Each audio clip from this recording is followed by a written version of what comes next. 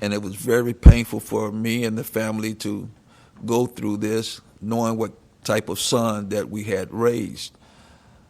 So I'm here today to express my feelings, and it's not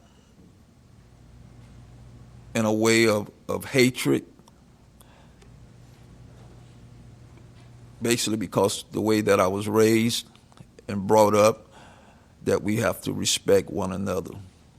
But I do want justice to be served today, and that the ex-officer get the full penalty of the law.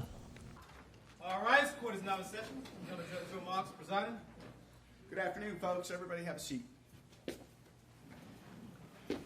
Because the prior court refused to grant a motion for bill of particulars, ordering the state to specify with precision what their theory was and what specific acts constituted each specific crime, we now have a situation where, according to the verdict form and the state's pleadings, both crimes were committed during the second volley, one episode. Your Honor, these are legally and factually inconsistent charges and proof, and because both acts occurred at the same time, it is our position that the court cannot sentence the defendant to both counts. By language in the probable cause affidavit and by...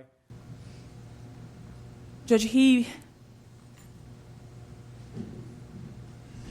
was shooting at someone, shooting at Corey, when he himself, the defendant himself, said, I saw him drop his gun somewhere behind the car, but yet he continued to shoot. He continued to shoot. He knew Corey was not armed. Judge, we're asking this court to take into account the manner in which Corey was killed.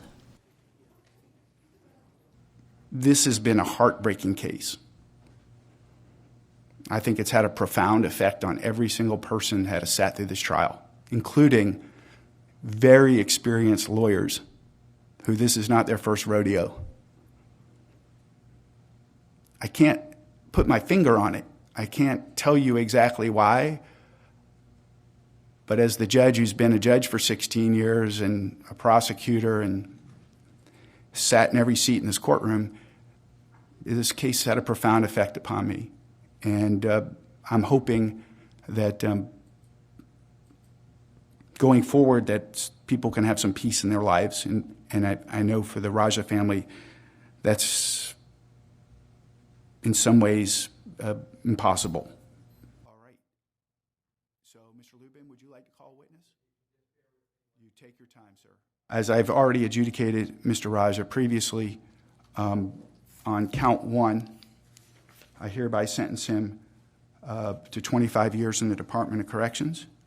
And on count 2, I hereby sentence Mr. Raja to 25 years in the Department of Corrections.